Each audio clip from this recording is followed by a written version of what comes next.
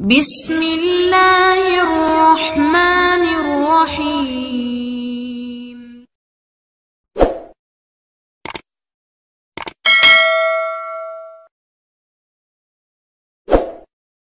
Makanya banyak sejarawan yang mengatakan Islam di Aceh masuk Aceh itu ya abad 7. Jadi abad persis sahabat. Nabi itu kan sekitar tahun 610. Ya. Kalau Masehinya sekitar 610. Nggih dong, wong sakniki itu 1430 Hijriah. Berarti terpautnya dengan Masehi kan kinten-kinten 600 tahun. Ya, 600 kinten tahun. Karena Masehi sekarang kan 2000, anggap saja 2000. Mas Hijriah kinten 1400 toh. Ya, kisarannya ya terpaut sekitar kinten 600 napa? 600. Kenapa disejarahkan di Aceh itu era sahabat? Karena ketika konflik Muawiyah itu benar-benar ekstrim, itu banyak sahabat yang netral yang milih minggat, gak melok-melok, dia pergi. Dia saat pergi itu menuju Cina, karena dulu kota populer itu Cina. Ya banyak yang sampai ke Cina. Makanya kayak Cina di King, di apa itu banyak kepulauan Cina yang Islamnya sudah mayoritas. Bahkan hampir semua elemen di Cina itu sudah banyak yang Islam. Termasuk pasukan. Makanya abad keberapa itu ada jenggo, ada apa itu kamu tidak usah kaget karena era sahabat saja sudah ada Islam di terutama di nopo sini kepulauan King nopo kabupaten atau apa kebenaran apa provinsi itu yang di sana itu. Sehingga apa Islam sudah merasuk di sana lama, termasuk banyak saja pasukan-pasukan Cina yang Islam. Makanya kayak cerita jenggo Islam. Terus Masjid Sampokong di Semarang itu diyakini jenggo dzurriyyah Rasul itu memang masuk akal. Dulu ketika tragedi itu memang banyak dzurriyyah Rasul yang pergi ke Cina. Nah itu ada nggak sampai Cina, bekesatan, beberapa rapat, untuk Selat Malaka akhirnya tergambar doa.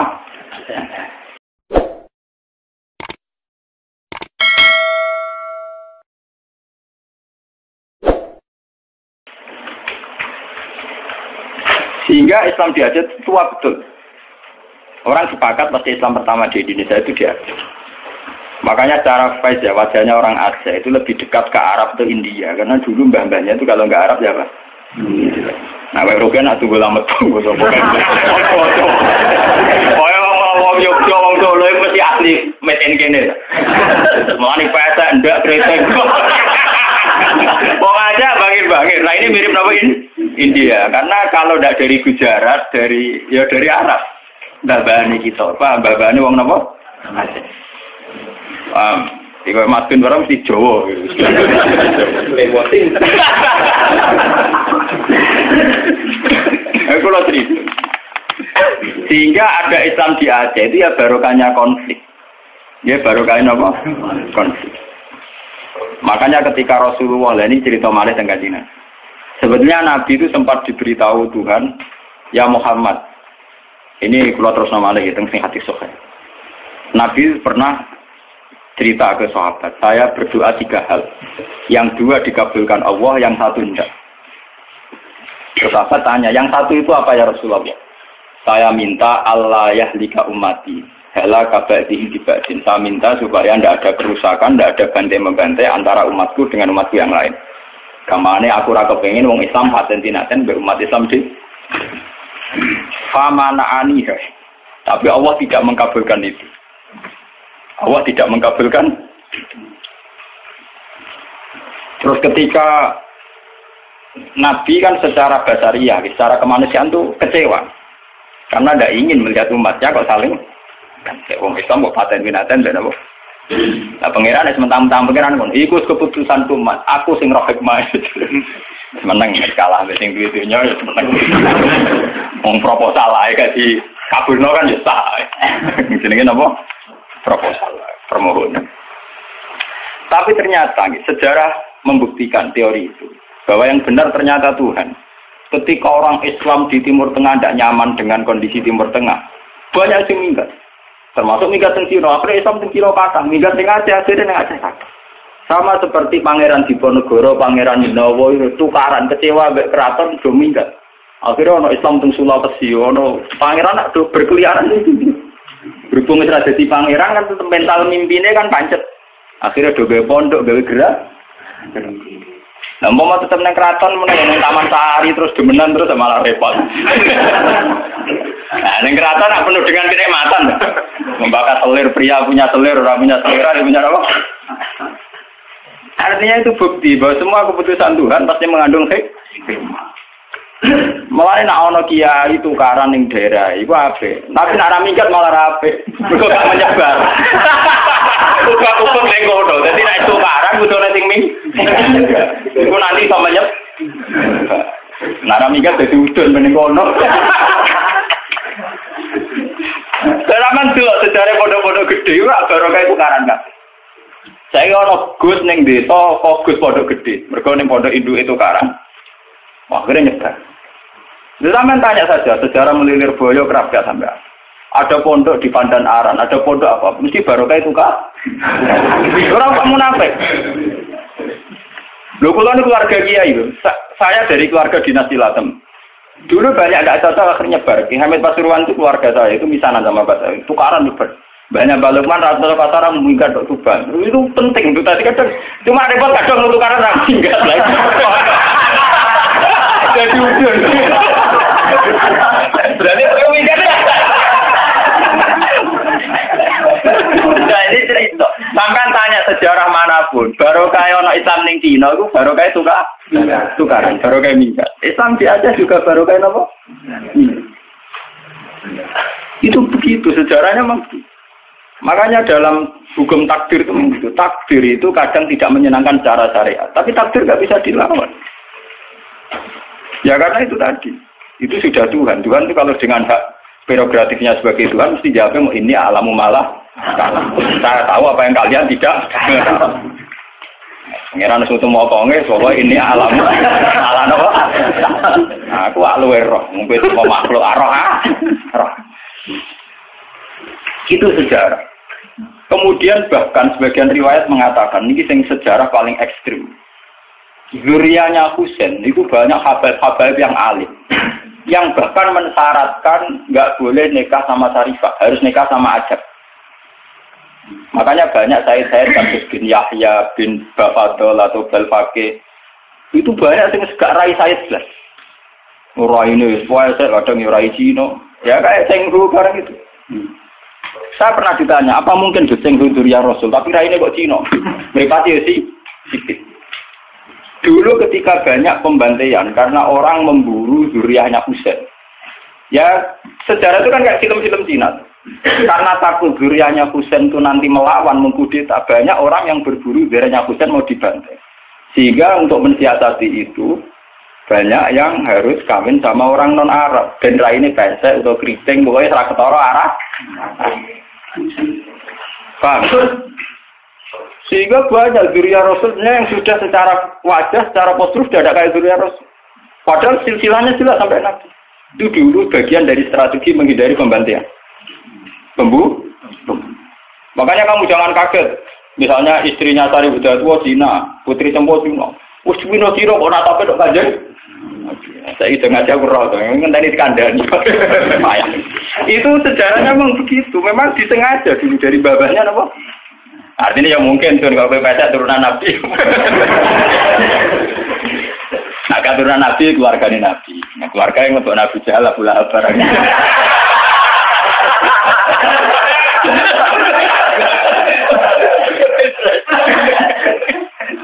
Aku lalu ada di kiai sering dibantah bagi kiai. Kalau kan darah ini ngaku coba gak sunat kiai coba. Coba sunat Nabi kok. Jadi Gus Bak gak sunat karpet ya. Kon tak aku. Maksudnya jiran sih. Gak cara kowe Abu Jahal juban. Juban Abu Lahab juban. Ya juban Nabi tok Abu Jahal Abu Lahab napa? Lah sampean delok ning film-film Arab gak ngoten. Bajingane juban. Dibaca ngene napa? Oh pancen pakaiane. Lah nak salat itu kate Nabi mergo Abu Jahal gak to. Salat sunah Nabi ya salat iku. Mergo Abu Jahal gak tau napa? Juban Abu Jahal ngene napa? Kenal gak? Orang dua versi film, versi tenar apa podo? Lama anak gue misalnya Islam lugur, orang Islam dijahat orang Juban, kiai dijahat. Orang akhir orang Juban, bagai lama. Kau aja kan kita film, orang Juban di kono. Cuman Juban di kono Wis pakai. Jadi tangan-tangan jiran iki bener Gus, tapi ngoten niku cara nggak salah paham. Seneng ngamuk wedi salah paham ya. Nah, kalau cerita itu tragedi-tragedi itu namanya fitnah. Tapi jangan kira kalau fitnah itu kemudian buruk. Enggak. Makanya ketika Allah Ta'ala wa nabluukum bisyarri wal khairi fitnah. Semua itu hanya uji. Itu akan berlalu secara baik-baik. Tidak ada apa. Itu sudah sunnahnya Tuhan. Akan berlalu secara baik-baik.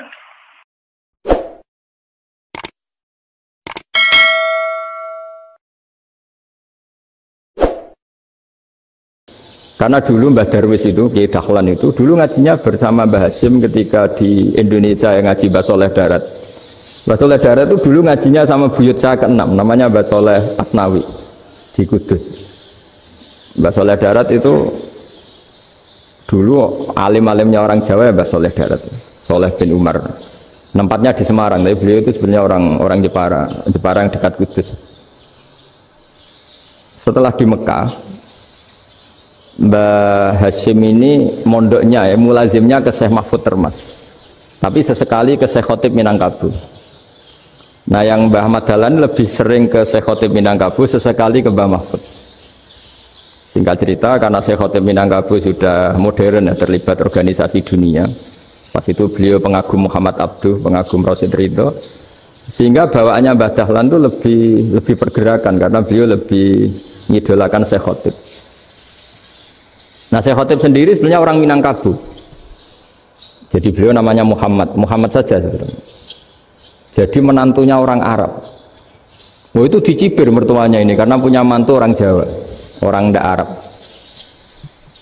Singkat cerita terus si mertuanya bilang gini, kamu jangan pernah bilang kalau orang Arab itu mansa kanal Arab, orang yang bertempat di Arab.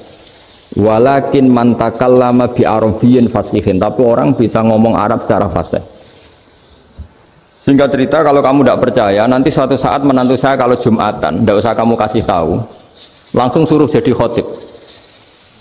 Nggak usah kamu kasih tahu, sarannya tidak usah kamu kasih tahu. Kalau sekarang kan enggak.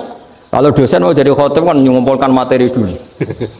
Lucunya di antara materinya itu dari TV, makanya jadi ribet kan khutbah sekarang. Kalau musim corona ya akan ngomong corona, musim apa yang ngomong apa. Jadi lagi-lagi didikte oleh media. Sebenarnya kalau ngomong kan sesuai kebutuhan umat, ini obatnya apa. Tapi enggak sesuai trending topik, itu kan kayak anak-anak gaul. Ini dokter kok gitu kan aneh. Singkat cerita si khotib ini enggak dikasih tahu, saya Muhammad tadi enggak dikasih tahu, langsung disuruh khutbah. Fatakallama bikalamin fasihin. Dia ngomong fasih sekali. Bahkan ngalah-ngalahi fasenya orang Arab asli. Semenjak itu beliau dapat gelar Al-Khotib, orang yang cakap berpidato berkhutbah. Makanya terus dia Syekh Khotib Al-Minangkabau. Jadi orang Indonesia itu luar biasa. Dulu yang namanya orang Indonesia di Arab Saudi itu dihormati sekali, karena yang ke sana itu pasti ulama. Sudah alim di Indonesia ke sana, termasuk Mbah Ahmad Dahlan, Mbah Hasyim dulu karena sama-sama muridnya Mbah Soleh Darat. Lama-lama yang ke sana itu TKI TKW itu ya mulai agak dibully. Dulu Syekh Nawawi di antara ijtihad yang dihormati itu beliau mengkritik nyuwun sewu orang yang kan orang biasanya normalnya kan muji orang mati syahid. Hebat orang mati syahid itu hebat gini. Oke, kita sepakat orang mati syahid itu hebat. Tapi kata Imam Nawawi dengan syarat niatnya itu li'ila'i kalimatillah dan itu bawaan takdir. Saya ulang lagi, itu bawaan takdir, harus mati di medan perang. Tapi tidak boleh seseorang ini niat perang tapi niatnya supaya syahid. Karena kalau begitu berarti dia berniat supaya menjadi maktulal kafir, orang yang dibunuh orang kafir. Kedua, dengan dia mati berarti pasukan Islam berkurang. Berarti dia ingin pasukan berkurang, hanya ambisinya dia ingin langsung ke surga. Misalnya pasukan orang Islam itu 10, orang kafir 10. Kalau kamu ingin syahid berarti mati 1 kan, tinggal 9 kan. Nah kalau yang seperti itu 10 kan mati semua. Gara-gara ingin syahid akhirnya perangi rapati tenanan, benang mati, benang mlebu swarga. Kata Syekh Nawawi, ya enggak. Kalau kamu perang sama orang kafir ya niat menang. Dengan niat menang ini kamu ingin li'ilai kalimatillah. Tapi kalau kamu ingin syahid, berarti kamu menuruti keinginan nafsu kamu nang cepat masuk surga. Itu orang Arab kagumnya bukan main. Karena di mana-mana orang itu dinilai dari niatnya. Paham ini ya? Tapi perang loh ya, dalam kondisi perang, bukan teroris. Perang itu artinya orang kafir yang ingin bunuh kita, itu perang namanya apa? Perang. Dulu orang cerita syahid itu hanya pokoknya syahid itu hebat, pokoknya syahid itu hebat. Syahid di medan perang itu hebat, pokoknya syahid di medan perang hebat. Tapi ketika Syekh Nawawi memberi penjelasan ilmiah, jika kamu perang ingin cepat mati, ingin cepat syahid, artinya ini untuk pemenuhan diri kamu, karena kamu bayangkan langsung masuk surga. Kamu lupa bahwa dengan kamu dibunuh, kekuatan Islam berkurang. Akhirnya beliau memberi penjelasan, syahid itu bagus, itu sebagai takdir. Hanya takdir itu kita perang yang ingin menang, tapi takdirnya mati. Jangan dibalik, oleh perang rapati tenanan, benang mati nang lebu. Itu yang pertama, termasuk ulama yang pertama memberi penjelasan itu Syekh Nawawi. Akhirnya melahirkan kekaguman yang luar biasa dengan tafsir Munirnya itu. Terus beliau itu orang yang rileks kalau menjelaskan ilmu. Ini ya juga guru-gurunya Mbah Hasim, Mbah Guru sama Mbah Hasim sama Mbah Ahmad Dahlan Syekh Nawawi. Jadi dulu yang alim di Arab itu ada Syekh Nawawi, ada Syekh Khotib Minangkabau, ada Syekh Bakir Jogja, ada Syekh Mahfud Termas. Itu orang Indonesia banyak sekali yang alim. Bahkan diantaranya yang dikagumi Al-Azhar itu juga orang Indonesia, nama Syekh Abdul Manan, itu mbahnya Syekh Mahfud Termas. Itu pertama ada duta besar Indonesia di Mesir, itu termasuk barokahnya Mbak Abdul Manan tadi, itu juga orang Indonesia. Jadi pemahaman ulama Indonesia itu khas, termasuk ketika memaknai apa? Syahid. Ketika memaknai apa? Syahid. Itu unik. Ketika Syekh Nawawi diuji dulu, itu yang namanya ulama diuji dulu oleh 100 ulama. Jadi dulu ya ada kompetisi. Imam Bukhari diakui jadi ahli hadis itu diuji oleh mi'atu muhaddisin, 100 orang ahli hadis, sanad dibolak-balik, matanya dibolak-balik, tapi beliau tetap bisa mengembalikan proporsi sanad itu. Syekh Nawawi pernah diuji gini. Ayul afdol al ulama awe salatin. Keren mana ulama sama raja atau sama orang-orang kaya, sama penguasa? Ya keren ulama. Terus dibully sama orang. Tapi setahu saya banyak ulama yang antri di rumahnya raja, tapi saya tidak tahu melihat raja antri di rumahnya ulama. Kan kebanyakan kan mungkin ustadz atau kiai yang antri ngajukan proposal kan enggak. Nah, kalau raja kan enggak pati itu, malah enggak usah antri, kiainya sudah nyambut sebelum datang. Jawabannya lucu Syekh Nawawi itu, dan yang tanya itu langsung diem. Ya karena ulama itu tahu fungsinya uang, sehingga cara nyari sampai seperti itu. Sementara raja-raja itu tidak tahu fungsinya ilmu, makanya tidak pernah sowan ulama. Sehingga jadi ya dianggap enteng saja. Ulama kan tahu fungsinya uang, tahu untuk pondok, tahu masjid. Sementara raja tidak tahu fungsinya ilmu. Jadi itu khas Jawa ya. Khas Jawa, khas Indonesia. Apa-apa yang menurut orang banyak dengan tanda kutip itu buruk atau baik, itu orang Jawa menafsirkan tuh gampang saja.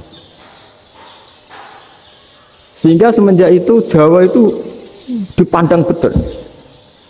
Saya punya kitab namanya Qadhayal Haji wal Umrah. Itu terbitan Hayatul Ulya Arab Saudi, milik Wahabi. Itu diantara fatwa yang dipakai untuk solusi muskilatul haji, problem-problem haji kekinian. Itu fatwanya syekh-syekh yang dari Indonesia. Termasuk Syekh Khotib Minangkabau, Syekh Nawawi Banten, Syekh Bakir Nur Jogja. Misalnya begini, dalam fatwa-fatwa yang menyulitkan kita ya, sampai sekarang jadi perdebatan. Ketika Safa dan Marwah itu dengan batas tertentu, saya ulang lagi dengan batas tertentu, mau tidak mau atas nama kebutuhan, itu kan butuh perluasan. Karena kalau naik turun itu mudah disepakati ulama. Jadi misalnya gini ya, saya punya tanah seluas ini. Pasti orang akan mengatakan sampai bawah ya tanah saya, sampai atas tanah saya. Itu mujma' alaih, itu disepakati. Sehingga Nabi ngendikan al-Ka'bah min tuhumil ardi ilas sama Ka'batun. Ka'bah sampai ujung bumi, sampai ke aras semuanya Ka'bah. Sehingga tidak ada perdebatan ulama ketika Masjid Haram di tingkat, kemudian yang di atas sholat. Tetap dia menghadap Ka'bah. Tidak harus diluk melihat di bawah, enggak. Karena Ka'bah sampai langit. Sama, tanah Anda kamu tingkat sampai 10, enggak ada tetangga protes. Karena bawah sampai atas tanah Anda. Tapi kalau diperluas, tanah Anda kamu luaskan setengah meter saja atau 3 cm saja, iso geger bek tonggo. Karena di mana-mana batas itu ya tadi, kalau atas bawah miliknya, kalau samping enggak. Pertanyaannya, perluasan Mina itu ke samping. Perluasannya Matof yang Mas'ah itu juga ke samping. Geger kan ulama dunia. Bagaimana hukumnya Mina Jadid? Mina yang diperbarui atau Mina yang diperluas. Itu diantara rujukan baik yang membolehkan maupun yang menentang. Itu ya Syekh Indonesia. Itu orisinal tuh. Saya punya kitab orisinal terbitan Hayatul Ulya, kira-kira ya kemenaknya Arab Saudi kalau di Indonesia itu. Itu yang dirujuk Dawei Syekh Nawawi, Dawei Syekh Khotib Minangkabau. Karena apa? Ada logika khas Jawa. Misalnya begini. Meskipun saya tidak perlu fatwa Mina Jadid sah apa enggak, memang jadi perkhilafan ulama. Misalnya kampung ini dinamai Mina. Pertanyaannya gini, tanah yang di samping ini bisa milik Anda apa enggak? Ya bisa Gus kalau dibeli atau dihibahkan. Berarti tanah di samping Anda menjadi milik Anda karena ada proses pengambil alian lewat beli maupun hibah. Nah masalahnya ini negara itu berhak menganeksasi atau memasukkan ini sebagai Mina. Itu ulama Jawa kalau ditanya alasannya apa? Fa innal muttasila bisyai' hukmu dzalika syai'. Karena yang gantet, yang mutasil itu bisa dihukumi seperti sesuatu itu. Jadi kalau ini Mina, ya yang gantet Mina ini ya bisa dikatakan Mina. Beda dengan membuat Mina Malang Mina, wah itu tidak bisa, ada mutasil kan? Itu enteng sekali ulama Jawa. Satu ya tentu karena kebutuhan, tapi asal masih al-muttasilu bihi, yang masih tanah yang masih mutasil dengan. Nah, ketika perluasan Mas'ah antara Sofa dan Marwah kan misalnya ini batas luasnya Sofa, ini batas luasnya Marwah. Lalu atas nama kebutuhan, Sofa Marwah itu sampai sini. Sampai agak meluas ke sini. Itu geger Arab Saudi. Wah, ini gimana?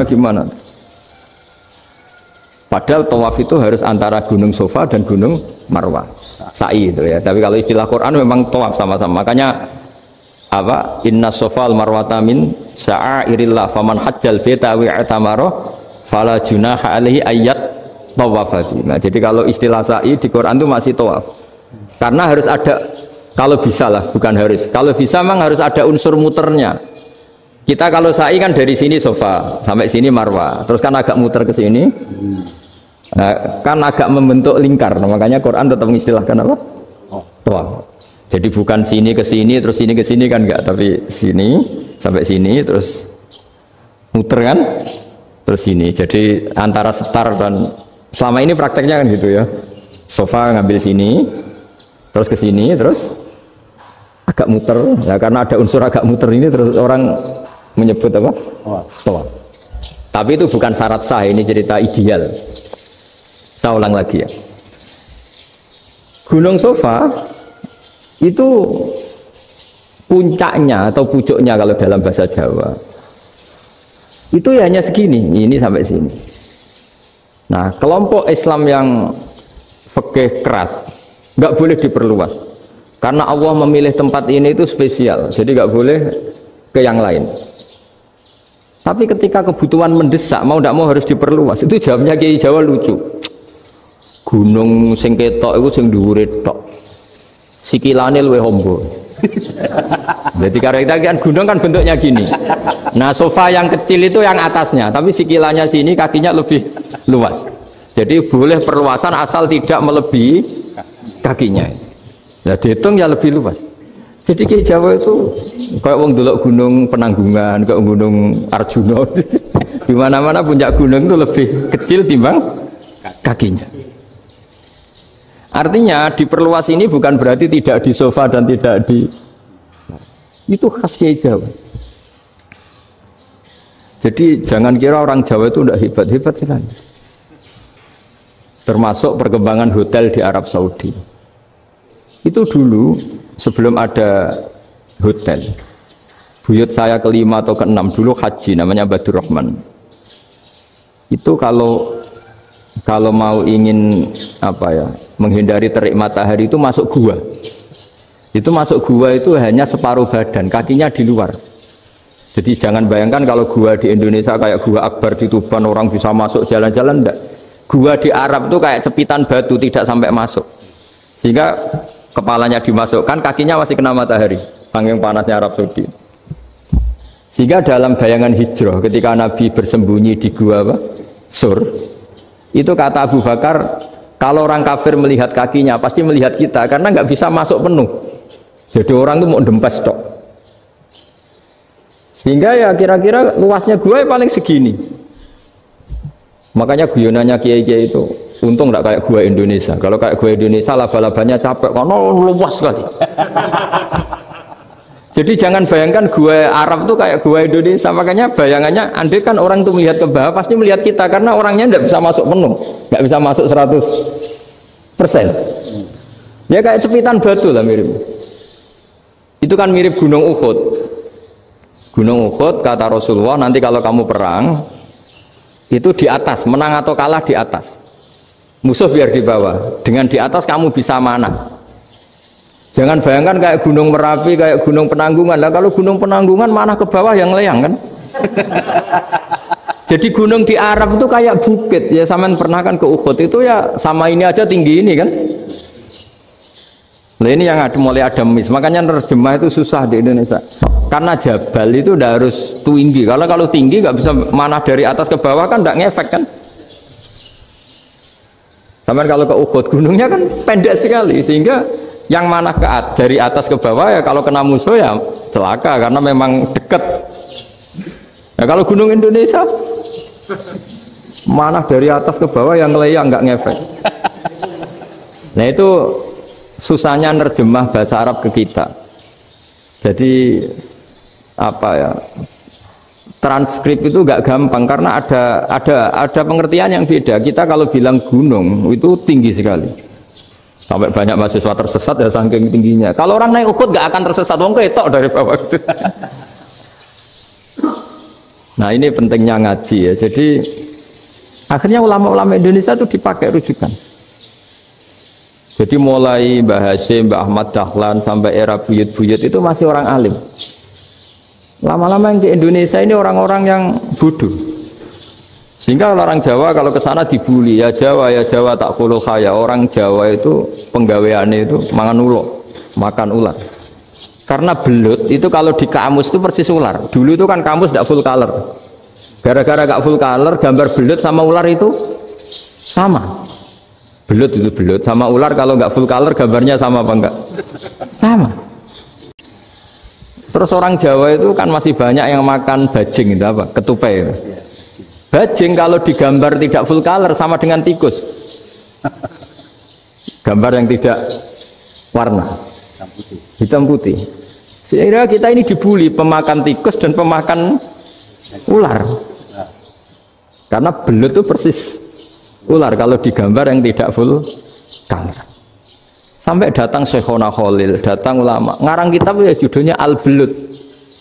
Karena nggak terima bangsanya dinyek makan apa?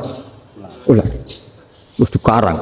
Wal belut hayawanun bakhriyun, terus ya isu fi kadza wa kadza. Itu beda dengan al-hayyah. Itu diterangkan. Mulai bisa nerima.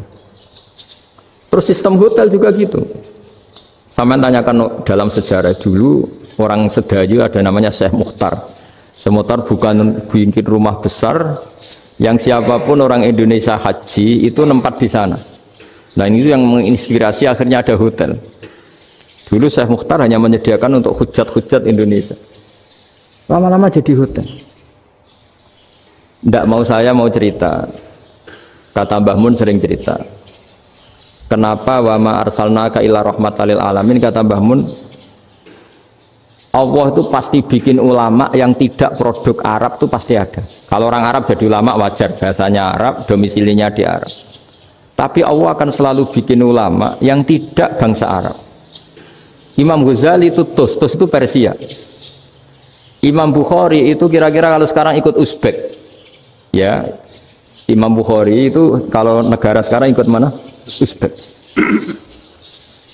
Kenapa demikian kata Mbah Mun? Karena Allah sudah ngendikan wama arsalnaka illa kafatan linnas.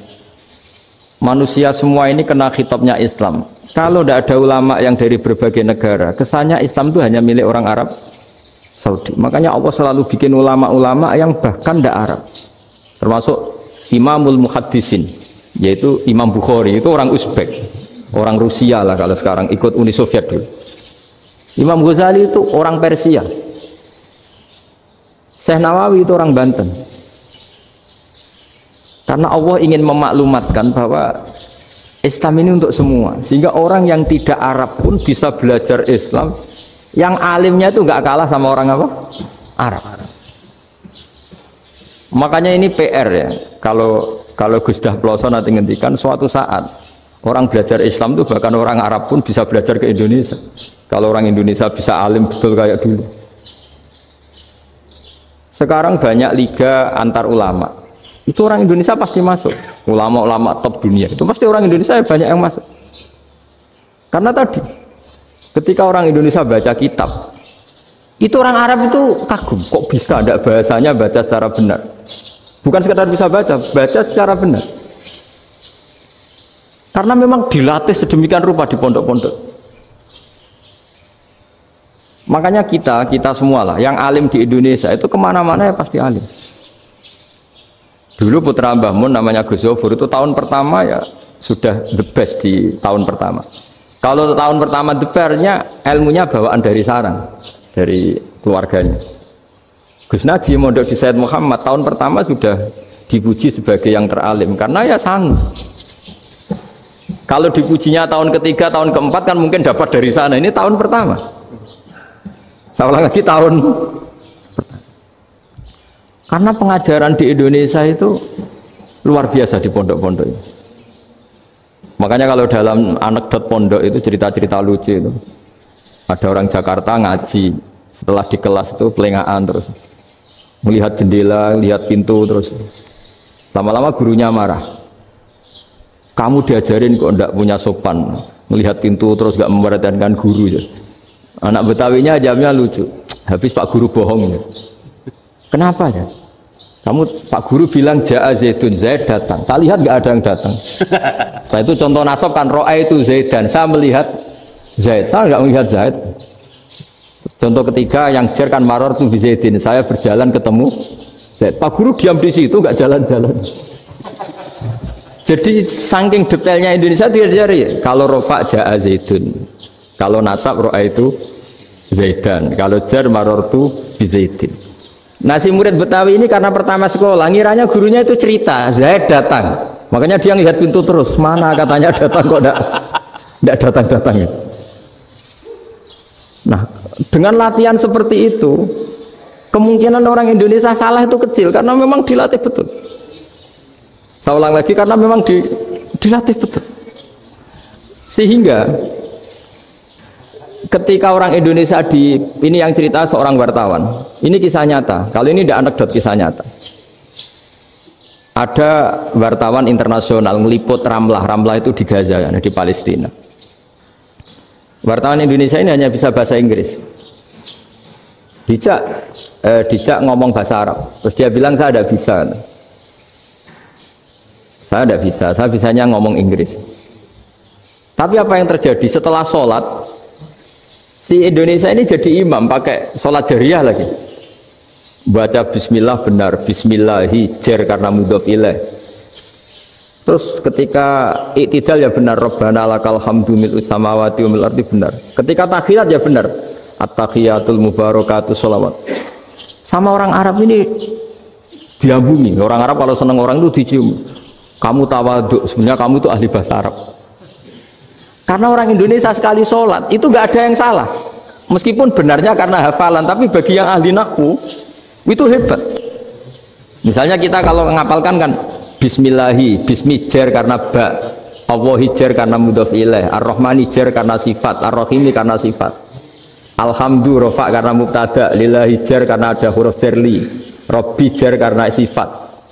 Sebetulnya tidak karena pinter, tapi karena hafalan. Tapi orang Indonesia hebatnya itu benar terus. Robbana lakal hamdu, ya kan? Alhamdu rofa, terus mil usamawati ya rofa karena sifat. Sehingga terus orang Indonesia kalau sholat di Timur Tengah itu dipuji karena makhrajnya ya benar, rofa nasabnya juga benar. Nah itu di negara lain tidak ada nggak Indonesia. Orang Cina itu sering bikin marah orang-orang Arab karena kalau dongo itu nggak fasih kayak orang Indonesia. Orang Indonesia kalau dongo ya Allahumma tohir qalbi. Orang Cina ini yang jadi guyon di Arab. Allahumma tahir kalbi gitu. Itu kan bedanya jauh. Itu orang Arab pertama membiarin, lama-lama kalbun entak gitu, maksudnya asu-asumu gitu. Karena dia bilangnya qaf itu kaf. Jadi kalau Allahumma Allah tohir, kalau aturi nyucekno panjenengan kalbi ing asu ingsun kan.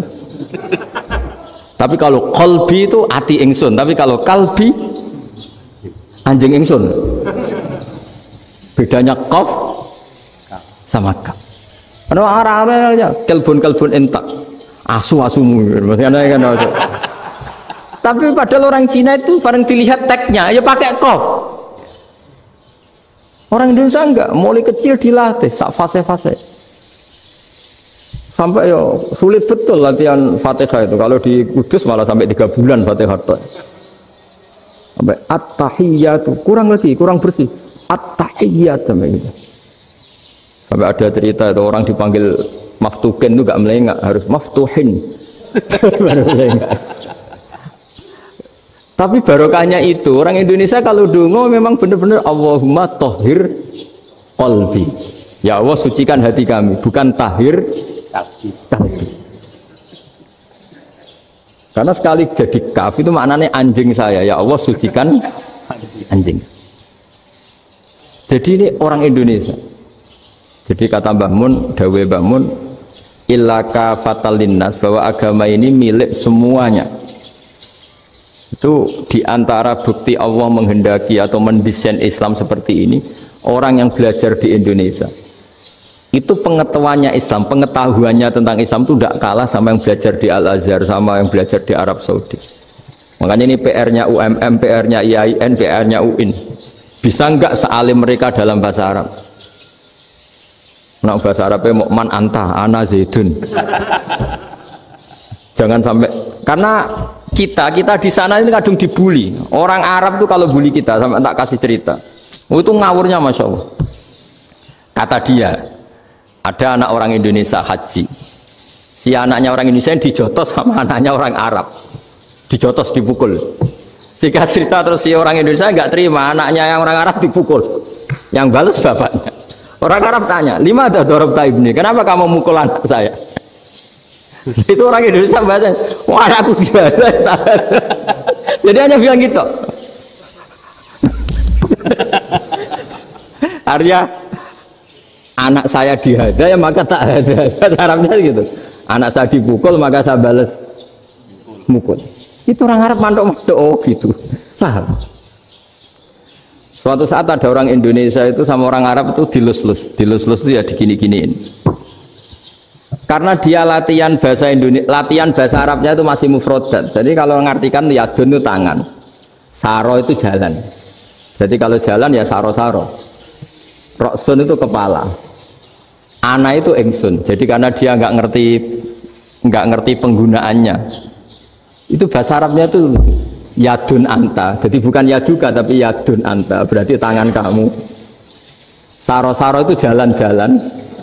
Ala roksi ana yang atasnya sirah ingsun. Jadi mestinya yang benar kan yaduka saro ala roksi atau gitu. Tapi enggak dipotong-potong. Yadun tangan kan, anta kamu, berarti tangan kamu. Saro-saro jalan-jalan. Roksun itu sirah, ana ingsun. Jadi di atas kepala saya. Orang Arab tertawa-tawa, tapi paham kalau maksudnya seperti itu. Jadi kita ini dibully di Arab itu Masya Allah. Jadi akhirnya lahirlah ulama-ulama tadi yang saya sebut tadi. Bahkan pernah lama sekali ulama Indonesia itu jadi master di Arab Saudi, yaitu Senawi Banten. Itu kalau orang sana bilang itu Sayyidu Ulama Il-Hijaz, top-topnya ulama Mekah Madinah, padahal beliau orang Indonesia dan dimakamkan di Ma'la, itu dekat makamnya Sayyidah Khadijah karena sangat dihormati. Nah, di antara sebab dihormati adalah ketika orang memahami syahid, maknanya pokoknya maktulal kafir. Syahid itu adalah orang yang kalau perang itu mati di medan perang. Itu Imam Nawawi merinci secara detail. Kalau dia perang supaya tujuannya mati syahid cepat ke surga, berarti dia nuruti hadzun nafsi, ingin cepat ke surga. Tapi dia lupa bahwa dia dengan terbunuh pasukan Islam berkurang kekuatan. Maka syarat perang yang benar adalah ya ingin menang. Di mana-mana perang ya ilahi kalimatillah, supaya kalimat Allah itu menang, jangan ingin kalah. Soal dia mati takdir, tapi jangan ingin mati. Wah, itu terus dikagumi. Ternyata memang, oh iya ya, kalau pasukan Islam 10, kafir 10, kita ingin syahid, berarti ya kalau orang ingin syahid kan terus mungkin perangnya ada hati-hati, main ngawur saja terus kalah mati. Ya, apa kalong satu kan, terkurangi satu kan. Nah kalau semuanya 10 punya niat gitu,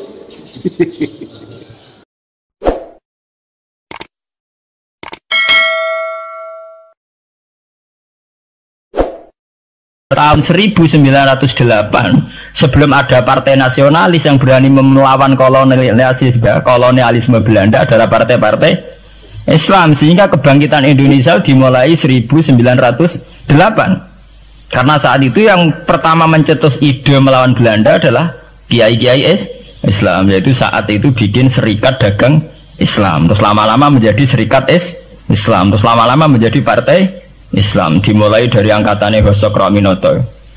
Sini Haji Umar Said sinten Cokroaminoto, itu disingkat jenis Hos Cokroaminoto. Jadi tidak bisa Indonesia itu meninggalkan partai Islam, karena dulu pertama pendiri era kepartaian niku malah partai-partai apa?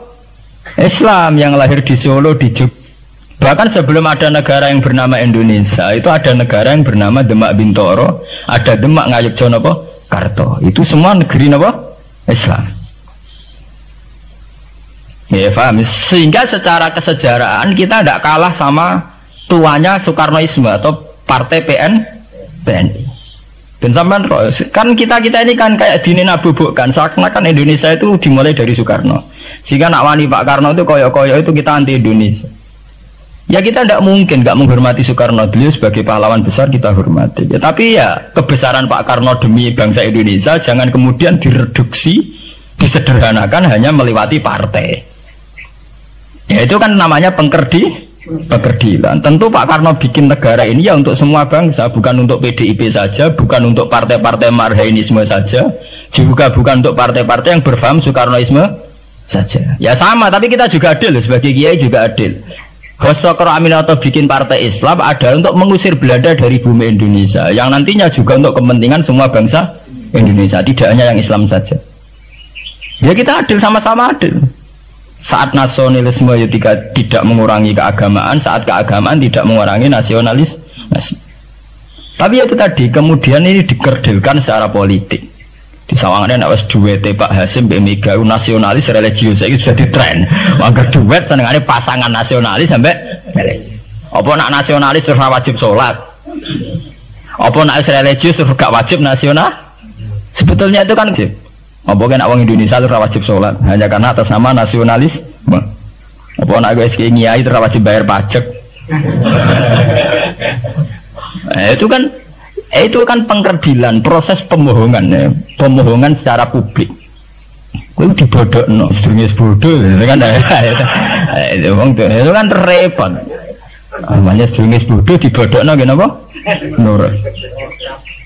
Makanya kalau seneng ya, kayak kemarin Hari Kebangkitan Nasional itu seneng kalau diungkap terus di TV bahwa kebangkitan Indonesia dimulai dari 1908.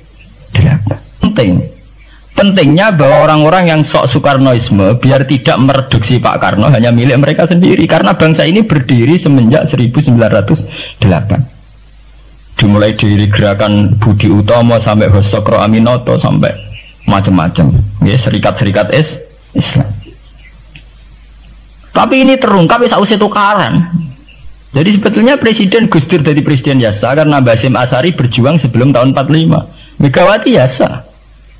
Ya karena beliau berjuang lewat bapaknya, ya sama semuanya sah. Pak SBY juga sah. Karena keluarga militer. Apa meneh dekne mantune Sarwaedi sing ra roh sapa? Perjuangannya mertuane. Gak iso adol bapak ya adol mertuane. Pokoke sing dikena didol pokoke. Tapi artinya sama, kita secara sejarah itu sama. Kita sebagai santri juga tidak kalah sejarah. Karena berdirinya nasional sudah lewat para kiai itu takokno sejarawan manapun kayak profesor siapa di UI, siapa saja profesor sejarah bilang bahwa awal kebangkitan Indonesia itu dari partai-partai Islam. Bahkan versi orang nasionalis sekalipun itu bilang karena Islam adalah satu agama yang paling sensitif terhadap penjajahan. Karena Islam melahirkan satu faham jihad bahwa ketika ada kolonial Belanda, wong Islam terinspirasi harus jihad. Sehingga lahir partai-partai Islam. Dulu yang dilawan itu perdagangan. Ini kalau cerita sejarah, santri-santri sadar. Jadi santri salaf dengan model sekarang sing raro duit, raro dagang itu sebetulnya mengkhianati pendiri santri. Lha boten niku lho fair, sing gak seneng dagang, gak seneng mergawe itu mengkhianati pendiri pesantren. Sama lihat sejarah, tahun 1908 itu namanya tidak SI, tidak Serikat Islam, tapi Serikat Dagang Islam. Karena para kiai adalah melawan dominasi Cina di Surakarta dan dominasi Belanda menguasai sentra-sentra perdagangan. Sehingga yang dilawan pertama adalah piye supaya kolonial gak menguasai aset-aset ekonomi. Sama tak kok sejarah, cek versi kiai, cek versi buku, asal gak versi klenek. Itu pertama yang dilawan para ulama adalah penguasaan aset ekonomi oleh Cina dan Belanda, sehingga mereka bikin Serikat Dagang Islam. Tapi saat ini mboten, santri paling ikhlas nak dunia wae Cina wae wong kafir. Dekne istimewa jaluk mbek Arab-Arab salam tempel itu kan. Itu kapan ada ajaran itu napa? Kapan?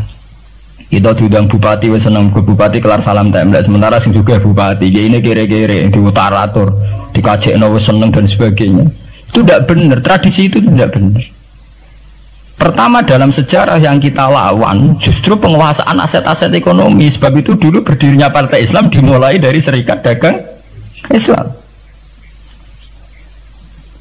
Paham ya? Nah terus kemudian ada tradisi begini ya salah kaprah. Sebab itu nggih kula balik malih teng sejarah. Lah Nabi Muhammad ketika ngalami polemik intelektual, akhirnya beliau merunut sejarah lagi. Tapi bolak-balik dirunut teng ngenteni napa? Tukaran. Yaiku ketika Nabi Muhammad adu argumen mbek wong Yahudi, agama mbek aku orisinil di. Jare Nabi Muhammad ya orisinil Muhammad, jare wong Yahudi orisinil wong Yahudi. Nah sebab itu kalau andekan sampean tuh pakar sejarah, ketika Quran ngendikan anit tabi millata Ibrahim apa? Hanifah, bahwa Nabi Muhammad kon anut Nabi Ibrahim itu bukan sekedar keteladanan dan fisik ku boten, ya adu ilmu tuwa niku. Adu tuwa. Asite adu ilmu tuwa andalane wong Yahudi Nabi Musa. Andalane Nabi Muhammad Nabi Ibrahim. Padahal Nabi Musa dibanding Ibrahim angkatan putu.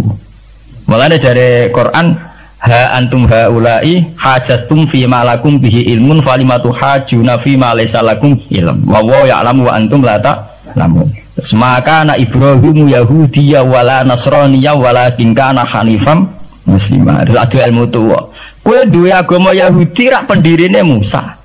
Kowe di agama Nasrani pendirine rak Isa. Lah anakku Islam pendirine Ibrahim rak tuwa napa? Berarti satu ilmu tuwa. Lah si Quran wis kakuati wa ma unzilatit Taurat wal Injilu illa min ba'di. Lho Taurat Injil ku ana rak sakwise periode Ibrahim. Iku jenenge adu ilmu napa? Tuwa. Nah, mulane saiki dhisik Mbah Sim apa dhisik Mbah Khalil? Apa dhisik Mbah Sidogiri? Apa dhisik lah nek adu Mbah gak barbar.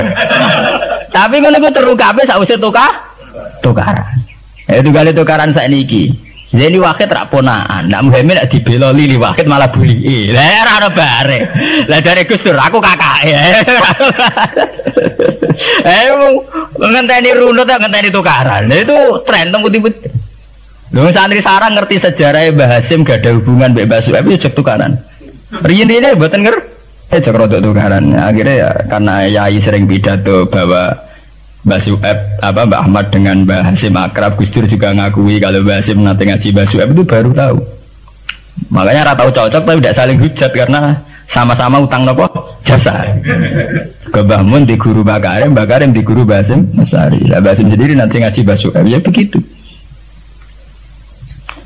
Karena kayak pulau ini dari kiai menangan, mengasap pulau saking bobok pulau bodoh.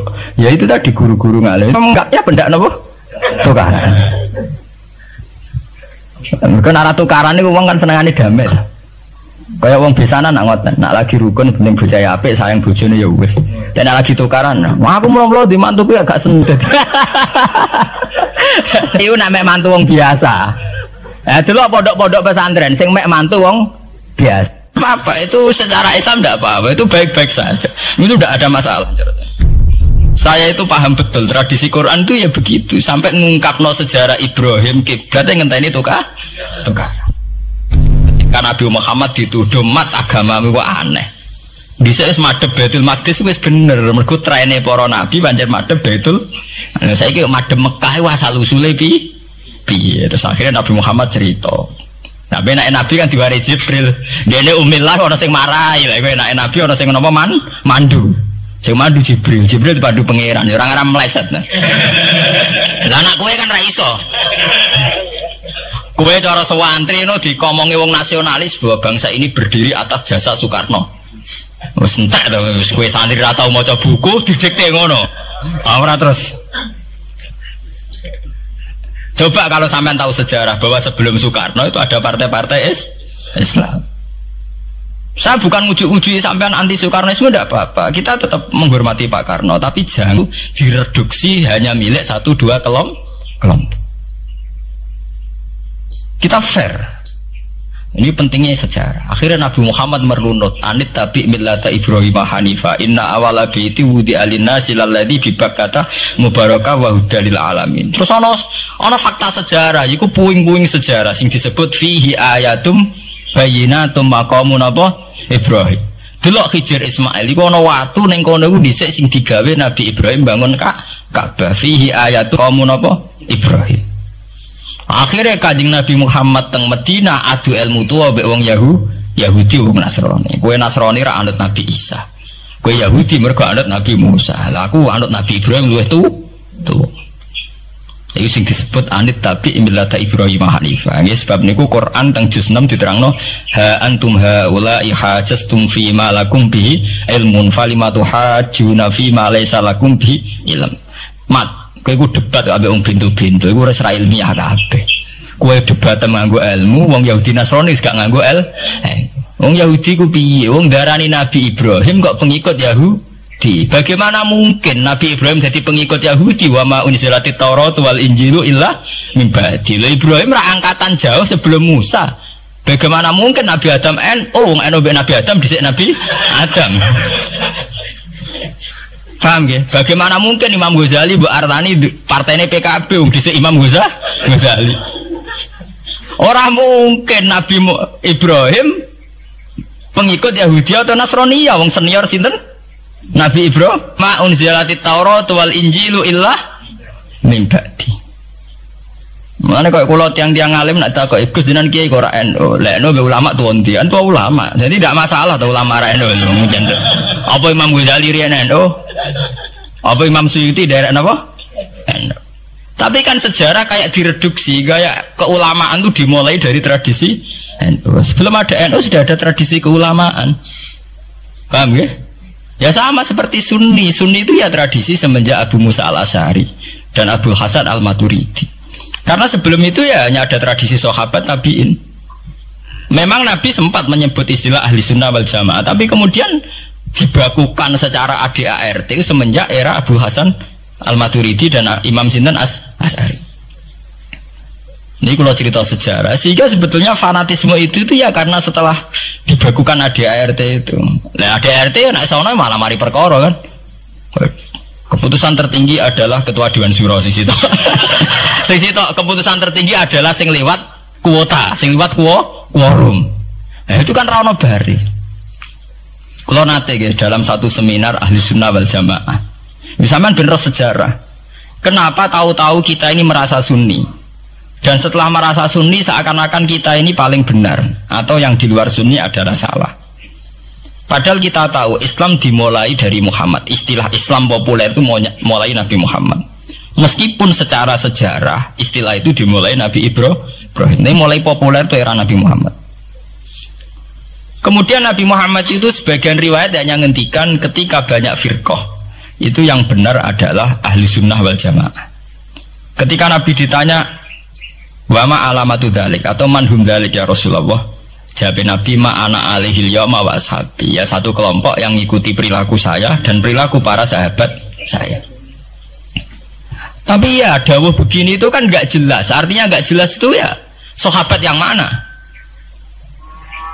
Wong sahabat itu nak era Abu Bakar anute gampang era karuan, wong anane mau Pak Abu Bakar.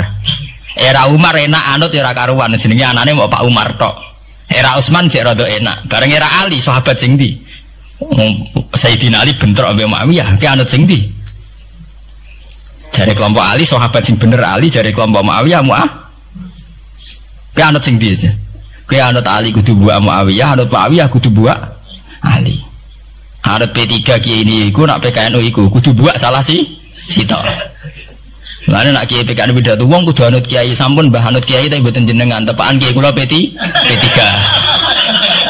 Anggo sing P3 yang ngono wong kudu anut kiai pun bah kula pun anut kiai cuma tepaan kiai kula PKN. Lah podo era sahabat ki ngoten. Aku wis anut sahabat tepaan sing tak anut Sayyidina Ali. Jare pengikut Muawiyah aku ya anut sahabat cuma sing tak anut Muawiyah. Bar tak niki pun buletan bro. Lah semenjak iku wis bulet-buletan. Lah ning dinggo nangger sejarah iku wis bulet. Wong sok suci itu paling bahaya dalam sejarah. Ngeling-eling santri sing khusuk-khusuk iki. Mulane mboten iki sejarah. Mulane Kiai Memun, Kiai ngalim rata-rata gedeng santri khusuk dalam hal sejarah.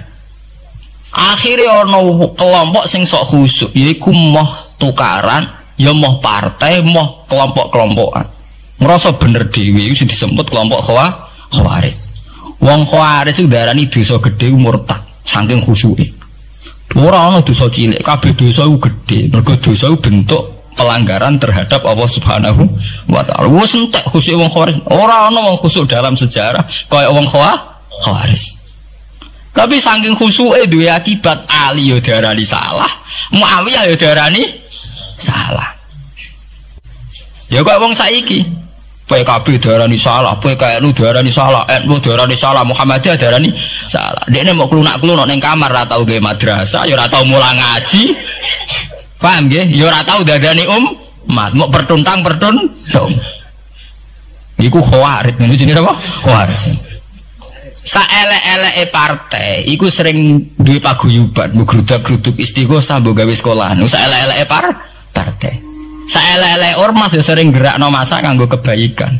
Tapi sak soleh-soleh wong dhewean paling klunak-kluk. No. Ajal ning nggo madrasah dhewe, nek ora gawe proposal lho. Nek ora ngono donyane entek, padahal donyane mok sapi kuru entek. Iku nggo pondasine tok ora cukup. Nggo pondasine tok mboten apa? Cukup. Wis wong soleh paling apik sak donya. Untuk nyali niat gawe masjid lho. Ndadekno pondasine tok tapak gretok ora ngarah cukup. Nah, ada sing rapati sholat lewat partai, proposal sana sini, masjidnya jadi mewah, boko duit subhat, boko haram, wabang, boko hijum, bos. Akhirnya wong Khawarij gawe satu kelompok sing ngalalno darai Ali, yang ngalalno darai Muawiyah. Akhirnya matek dipateni wong Khawarij. Sampai sekarang, para teroris, para pembunuh diri itu rata-rata berangkat dari orang yang sudah anti sama kepartaian, anti sama golongan, merasa suci sendiri, kemudian banyak terjadi bom bunuh diri dan sebagainya. Itu sejarahnya panjang. Memang samu gampang tapi urip. Sebab itu semenjak itu sudah ulama-ulama itu tidak senang sama orang yang merasa sok suci sendiri, benar. Loh, saya sering ditanya, Gus, sampean itu kan tidak berpartai. Terus kalau organisasi di Indonesia yang sampean ikuti apa? Tak jawab. Asal NU atau Muhammadiyah itu mayoritas. Saya hanya ada di antara dua itu. Asal mayoritas, masih mayoritas. Soal aku tidak pengurus, memang tidak pengurus, tapi saya milih di antara NU atau Muhammadiyah. Asal masih mayoritas. Secara organisasi lah. Bahwa per detail perilaku kita karena kita punya ilmu, ya mungkin kita punya keekhasan sesuai kapasitas Tapi kita harus milih salah satu NU atau Muhammadiyah. Karena ya Nabi sering pesan bahirul muslimin wa man sadda fin nar alaikum bil jamaah fa inna yadawahi ma'al jamaah wa man sadda fin nar. Kamu harus ikut kelompok mayoritas. Kamu enggak boleh hidup sendiri. Wa man sadda fin nar, yang merasa benar sendiri masuk neraka. Ya karena itu tadi ada madrasah karena dibikin kelompok NU. Nanti ada sekolahan modern nih, yang menjadi izzatil Islam wal muslimin melawan wong Kristen atau wong fasik ya sekolahan Muhammadiyah. Ngerono madrasah, ono turutan, ono lagar penceng jasane wong NU. Ono sekolahan sing iso bersaing mbek non muslim wae Muhammadiyah. Ya itu saja kita. Karena kalau tidak direduksi begini, kita akan ikut kelompok-kelompok kecil yang merasa benar sendiri. Misalnya kelompok-kelompok yang kecil-kecil sing aneh-aneh, itu kan mereka lebih orisinil. Tapi orisinil kelompok kecil tuh luwih ngeri. Misalnya kayak kemarin ada kelompok An-Nazir. An-Nazir mungkin dia bisa ngepas no dawe Nabi, yang sing rambutnya diping nih, sing tenggene japos bodone beda mek bodo kita. Saya tuh pernah melihat di Metro, ini cerita intelektual, pernah lihat di Metro wawancaranya ketua Jamaah An-Nazir. Itu dalam banyak hal memang mereka ingin memiripkan sama Nabi. Misalnya rambut dipilok, diping. Dalam sejarah, sampean takok ahli hadis, memang Nabi Sayyidina Umar Bakar itu rambutnya apa disemir. Terus mereka kalau sholat isya itu akhir, katanya Nabi kalau sholat isya sulusul lail, dan sebagainya. Tapi apa sisi yang dari itu terus kemudian merasa persis Nabi? Wong Nabi itu macam-macam. Beliau hidup itu berapa tahun? 23 tahun. Semenjak beliau jadi Nabi itu ngalami kenabian minten 33 tahun. Dan itu punya ikhwal-ikhwal yang rawan ada nasah mansuh. Seperti sekarang di Pondok Indramayu, di mana-mana ada satu kelompok yang anggap kehidupan sekarang itu adalah periode Makkiyah. Periode Makkiyah itu satu periode yang dimana sholat rapati wajib, zina rapati haram, nyabu rapati. Ya ada kelompok-kelompok di kota-kota begitu. Di kota-kota juga banyak orang yang sama orang zina itu biasa, sama orang nyabu biasa.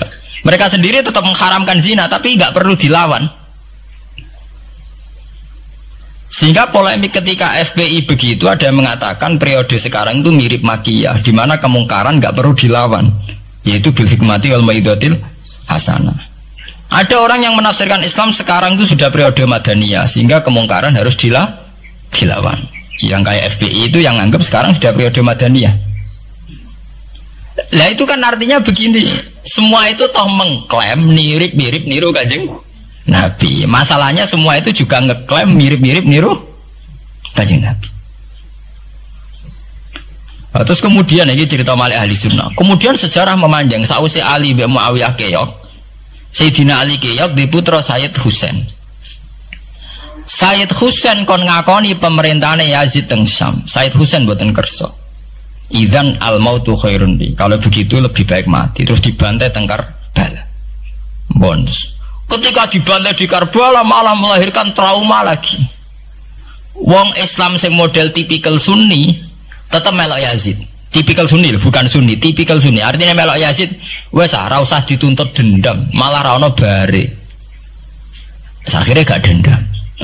Kelompok Syiah iku apa-apaanan, putune Nabi kapundhut kok dingin-dingin saja. Kudu ono revolusi, akhirnya revolusi. Nglahirno kelompok Syiah kanthi sak mangke.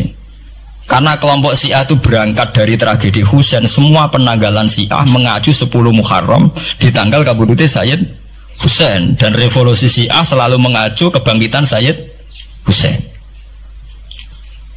Nah ahli sunnah mulai dulu karena melihat fenomena semua macam-macam pokoknya kayak orang Indonesia saiki. Dan buatan derek-derek itu mulai dhisik. Begitu terus sejarah sampai lahirnya sejarah intelektual. Nah sejarah intelektual sejarah paling nakalan. Jadi mau resiko terus ujuk-ujuk dari sejarah intelektual, yaitu yang diikuti kados Mbah Hasyim Asy'ari, Mbah Fadl, ulama-ulama. Terus wonten panduan ahli sunnah secara gampang. Artinya secara gampang begini, ahli sunnah itu siapa? Orang yang dalam bermadzhab fikih mengikuti ahadul madzahib al-arba'ah. Orang yang dalam ilmu kalam mengikuti Abu Musa al-Asy'ari atau Abul Hasan Maturidi. Orang yang dalam tasawuf mengikuti Imam Junaid, Abdul Qasim Al-Junaidi atau Syekh Abdul Qadir Al-Jilani. Ya begitu. Tapi kan mereka-mereka yang jadi panutan kita kan orang yang baru datang kemarin. Masa sahabat sabarani ahli sunnah? Tabiin, masa tabiin pengikut Abu Musa Al-Asy'ari? Dhisik endi tabiin Abu Musa Al-Asy'ari? Masa Sayyidina Umar pengikut Imam Syafi'i? Wong dhisik Sayyidina Umar. Nah itu jenenge pembakuan sejarah secara intelektual. Artinya karena mendefinisikan ahli sunnah itu kangelan. Sebabnya ahli sunnah itu wong sing ciri utamanya itu Syafi'i atau Maliki atau Hanafi. Dalam akidah anut Asy'ari atau Matu, ya hanya begitu saja. Ya sesuai secara kultural kalau di Indonesia ditarif ahli sunnah sapa ya nara NU ya Muhammad dia. Karena Wahabi itu klaim ahli sunnah, sama jangan salah paham. Wahabi sendiri itu menurut konvensi internasional itu masih ahli sunnah. Ya. Dalam seminar-seminar OKI sedunia Wahabi itu masih kategori ahli sunnah. Muhammadiyah termasuk masih kategori ahli sunnah.